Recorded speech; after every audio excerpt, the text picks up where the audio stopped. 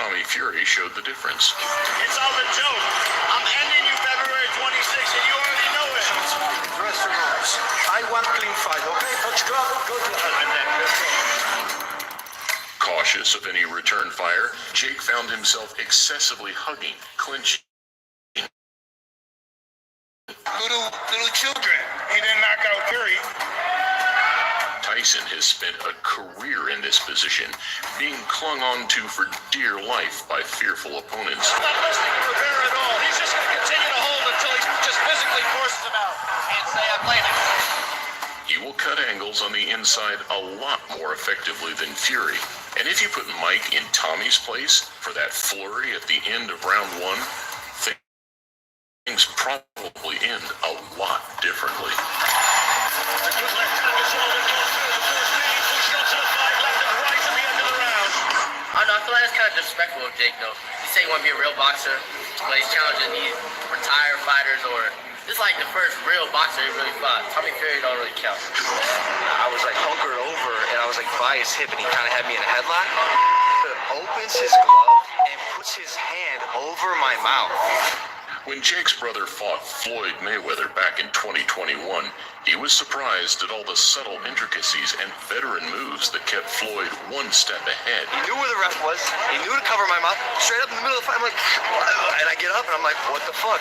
I just missed 2 breaths. Mid-fight game changers, some barely noticeable, that you can't really prepare for. And in my head, I'm like, holy fucking shit, this is like one of those old school boxing tricks that you like hear about. And I missed the breath. I missed the breath. I got up like, whoa, that was crazy. And I'm sure he's got 1,000 of those on his sleeve. We're getting to see strange things happen in boxing. As another elite-level operator, Mike has seen it all before, against bigger, stronger, and more dangerous men. Dirty Mike Tyson. So whether it's some of those questionable tactics on the inside, or whether it's an ability to throw off Jake's game plan and make him fight scared, it's almost certain that Tyson will have a trick or two up his sleeve. It's all about the experience of being in the ring fighting. It's all about getting comfortable with the ring. That's what experience is about. There's nothing to lose for Tyson. If he wins, like, people are going to thank him. Thank you for ending this charade, they're going to say. The strongest I've ever seen you. Yeah, the strongest I've ever had. I know you since you're 13. We've heard it a million times that power is the last thing to go. He can still kick some ass. There's no doubt about it. And whilst it's debatable, it has been proven in certain cases by some age-defiant veterans of the past. I'm proud of myself, and it's showing the world that the age 50 is not a death sentence for an athlete. You can pursue excellence as long as you want, not when people say it. So where Mike's danger factor remains, Jake's margin for error, especially early on, is minimal. What happens when Jake Paul gets in trouble against a real-life killer? Additionally, the problem child is certainly not without flaws. He's faced criticism surrounding his footwork and displayed a tendency to drop his hands. We've seen you punch. Eyes closed, half the time. Half your knockouts, your eyes just closed. You just throwing a haymaker. That shit ain't went on Mike Tyson, man. So if Jake doesn't take this quite as seriously as he should, or suffers a split-second lapse of concentration, it's curtains on November 15th. Actually fight a guy who, finally, I know he's much older than him, but is naturally the bigger guy. In his move up to heavyweight, Jake will be coming in 20 pounds heavier than usual. And I'm only growing. You know, like, I think I'll get up to 240 and then probably cut down, so I'm like way faster. The 220-pound version won't look as ripped and won't be as mobile as the man who faced Mike Perry. And whilst his punches will undoubtedly carry a little more thud, the power doesn't often follow fighters upwards quite as dramatically as they expect. And Jake Paul is about 200 pounds. You got about 20 pounds. Are you kidding me? He's only 200? Oh, gee. This is worse than I thought. That was his last fight. First on the scales, the most famous athlete in the world, Mike Tyson. Weight-wise, Tyson will be roughly the same, but his body is used to maneuvering at this weight and used to handling far bigger and stronger frames than Jake's. But the first thing I notice is he's built like a beast man. He just looks like he weighs 300 pounds, but he's short, but he's tall. He's like a giant wolf. The body work of Another factor that aids the older, more experienced fighter is timing. Well, the old Tyson's not completely gone, is he? He bites the blow and comes around with an overhand right. Punch resistance, speed, and reflexes certainly won't favor the 58-year-old, but crafty veterans are able to predict movements, force mistakes, and capitalize. You know, he's been in there with the best. He knows what it takes. And Jake Paul, he's too inexperienced, I think. I think Mike Tyson going to catch him and stuff. So even if Jake carries his weight well and comes in razor sharp, Tyson will make his own moments count. He has the size to cause ball. There he's punching the fight from Tyson. He still has that where he can weave, he can slip, he can create the openings to give himself the possibility to unload a bomb on your chin and get you out of there. Mike's always been one of the best students of the game since his How to Cat Eat. Hey, let me just be honest. He's improved a lot. Yes, he did improve a lot. But he's not going to have a good night when he fights me on July 20th. Mike was throwing hard shots, devastating shots to Roy's body. Again, I was living the 1980s through this 50-year-old Mike Tyson. I wasn't able to be around at that time, so this is my opportunity to live that now. When Mike fought Roy Jones back in 2020, a no-knockout clause left a lot of people underwhelmed. I really wanted the old Tyson that he's like, I haven't slept with my wife in a year. He goes, I don't care if I live or die. That's the Tyson I wanted to see. I wanted to see him to be ferocious. The muscle memory was evident for both, but many felt that Mike could have ended it whenever he wanted. He still has that sort of innate power. When he went at Roy Jones' body, he was rocking his body.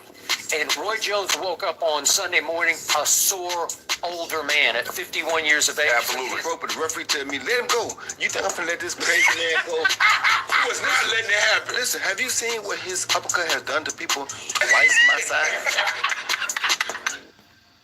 Bobbing and weaving his way in, finding angles, only to pull his punches when in range. Dug into the body by Mike Tyson. The post-fight recollections, however, where Roy credits just how dangerous and switched on Mike is, even at this age, makes you question what version Jake might actually be fighting. Do you not fear a little bit for Mike and how old he is? No, I don't fear for Mike and how old he is. Mike's a very rugged guy. You know, when I was in there with Mike, Mike still was hard to hit, and Mike still can hit hard as hell. That's the real question. How much can Jake survive? That's the real question. Does that get you nervous, thinking about, like, the fight getting closer? It's a good nervous.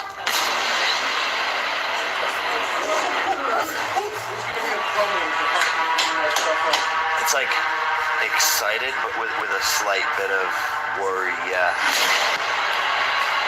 Fortunately, Tyson versus Paul doesn't have a no-knockout stipulation that we know of, and Jake Paul isn't Roy Jones. Mike still got it, so he hits him, he's going down. You think he knocks him out over there? I don't know how nice Mike will be, but if the killer Mike goes in there, yeah, he's putting him down.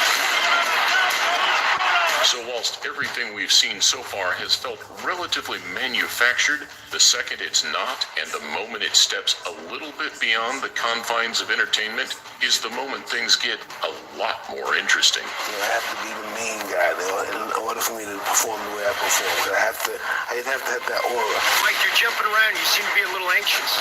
I'm just ready to get it on and crush this guy's skull.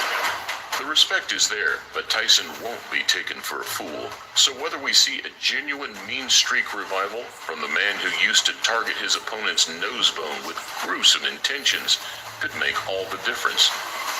What is that feeling like when you take your fist and you pound someone to the point that they pass out? It's like drugs. Right. It's like drugs that give you everything you want. Yes. But it takes back so much more in return. Fighters are different than any other human being on earth. And the greats, the best of the best, that's who they are. That's how they're built to the core. Expanding on the power retention theory, and despite being a shell of his former self, Jake has still never been hit by someone who punches like Mike. So that's when why. he got in that ring, he had to show Mike right away. Because if you show you're scared of Mike, he will demolish you. Right, as soon as he sees it. But he's Commander, he's like a pit bull. Silva, Perry, and Woodley could all crack, but MMA power and boxing power just aren't the same. So the time you spent to get really, really great at striking would be time not spent addressing the clinch and grappling, which would be a much more higher yield use of your time. So that's why I think MMA fighters generally grapple better than they strike. It's because it's smart for them to do that. The technique and skill required to land the punches quite as effectively is what's missing. But where the boxers excel is the art of boxing. Being able to land those punches in the right spots at the right time. Tommy had ways of setting his power up, and Jake didn't like it. Good start to the round here from Tommy Fury. So if or when Mike actually lands clean on Jake, even in 16-ounce gloves, the problem child might be in some trouble of his own. all Iron Mike Tyson needs to do is look as good or better than Tommy Fury to give Jake Paul some huge problems. Paul lose, then it's all over. All this party's over, and they're not gonna have this much fun again. Some sort of shape to be able to deal with this kid. He's convinced it happens, and like Mike can choose his time whenever he wants, and it'll be that easy. A good game plan, especially when the stakes are high, can make all the difference. But if a larger and more muscle-bound Jake Paul is packing on extra size in hope of beating Mike at his own game, then he might be barking up the wrong tree. Mike Tyson is pretty straightforward technique to counter him, and to me that's exciting and gives me a lot of confidence. Instead, his best interests lie in the deeper waters of this 8-round showcase. What's Jake Paul gonna do if Tyson hits him in the body? I think the only thing Jake is probably banking on is taking Tyson to deep waters because he's older. That's the only thing I can see. For Mike, it's quite the opposite. Those 5-second training snippets, despite being impressive, aren't realistic, and they don't tell the full story. Those tiny little 3-second clips. Anyone can look good for 3-second clips, especially someone like Mike Tyson. What they do show, however, is Tyson's path to victory, and that's a split-second burst of something Jake's never really seen. Say what you want. This crowd rose as one and gave him a massive ovation. The Tyson phenomenon is still alive. Tell us what you think is going to happen in this fight and where you think it's leading for you. Well, I'm in great shape, and I'm just looking forward to doing some serious damage. Mike wouldn't come into the fight if he had nothing to offer, but helping to guide Ngannou to that success against Tyson Fury will remind him of what can be done using that all-important element of surprise. No matter how the fight goes, let's don't forget, this can't really fight. And similarly, all the pressure will be falling onto the shoulders of his opponent. It's going to be a firefight, more punches, and it's going to be a sprint in there, so I think it's more entertaining for the fans. The majority feel that the opening 60 seconds is Mike's window to capitalize. So in that respect, it's just like the Mike Tyson fights of old. You need to get your popcorn ready, drink in hand, and just don't blink.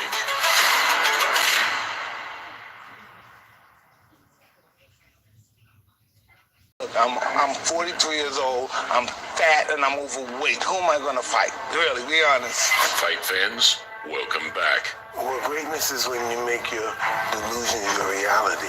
Something that's just totally unbelievable to the human imagination. Until now, the pre-fight buildup has felt somewhat manufactured. Jake's been pushing buttons. There's a reason why I have the same birthday as Customato, because I'm going to teach you how to box, Mike. And Mike, so far, has refused to bite. I can't even get mad at this guy because everybody know this guy's talking out of his. It all seems like fun and games, right? Sure, at least for now. Jake Paul. But if Jake Paul does cross the line, even by an inch, this friendly setup, bubble-wrapped in fight night stipulations, could quickly devolve into chaos. Mike Tyson is a caged animal who at any moment can explode into a murderous rage. After all, this is the same man that took swipes at police in a post-fight melee. It is complete that Tyson is just taking swipes at anybody in front of him. And lunged at his bitter rival before the biggest fight of their lives.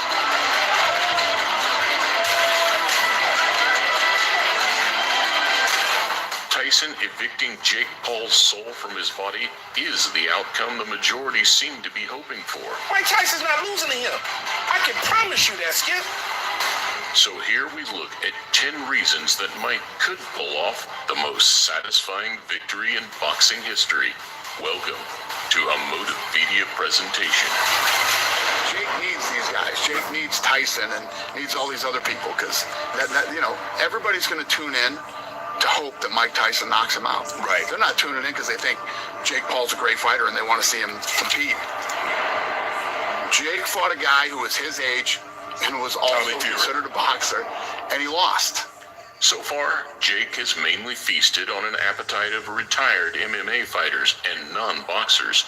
When he did cross the line, albeit marginally in February last year, Tommy Fury showed the difference. It's all a joke. I'm ending you February 26th, and you already know it. Dressing rooms. I want clean fight, okay? Touch ground, go to hell with that. Let's go. Cautious of any return fire, Jake found himself excessively